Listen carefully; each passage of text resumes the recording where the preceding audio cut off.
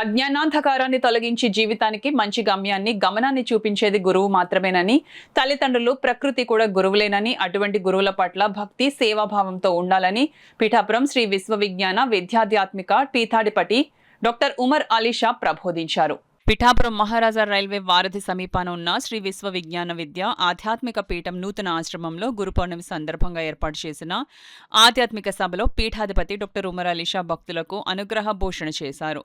అంతకుముందు పలువురు ప్రముఖులు, పీఠం ప్రతినిధులు, భక్తులు పీఠాధిపతి డాక్టర్ ఉమర్ అలీషాకు పాదపూజ చేసి ఘనంగా సత్కరించారు. సద్గురులు గూర్చి పలువురు ప్రసంగించారు. ఈ సందర్భంగా పీఠాధిపతి డాక్టర్ ఉమర్ అలీషా చేతుల మీదుగా పక్షుల ఆహారం నిమిత్తం ధాన్యపు కుచ్చులను భక్తులకు అందజేశారు. అనంతరం డాక్టర్ ఉమర్ అలీషా ఆధ్యాత్మిక ప్రసంగం చేశారు. కార్యక్రమంలో పీఠం కన్వీనర్ పేరూరి సూరిబాబు, పీఠం ప్రతినిధులు ఆకుల రవితేజ, ఎన్డివి వర్మ, ఏవివి సత్యనారాయణ, పింగళి ఆనంద్, స్వర్ణలత, దేవో భాస్కర్, ప్రకాష్ తదితరులు పాల్గొన్నారు. సాధన అంటే 3 సాధనల యొక్క కలయిక త్రయీ సాధన.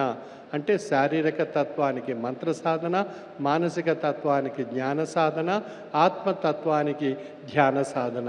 3 సాధనల యొక్క కలయిక త్రయీ సాధన. ఆ త్రయీ సాధన జీవాత్మ శారీరక, మానసిక, ఆత్మతత్వాల ద్వారా త్రయీ సాధన ఆచరించడం ద్వారా పరమాత్మ యొక్క శక్తిని గ్రహించి తరింపజేసుకునేటువంటి నేననేటువంటి స్వరూపం తెలియబడుతుంది.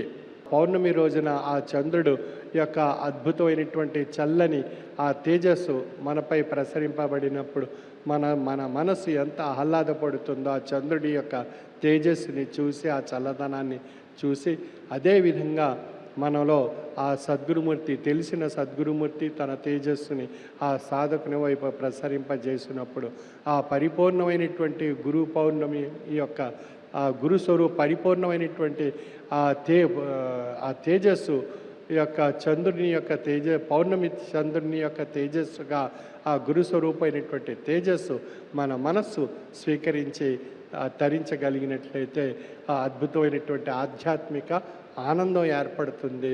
ఆ ఆధ్యాత్మిక ఆనందం మనకి ఎంతో ఒక చక్కని చల్లదనాన్ని కలిగిస్తుంది.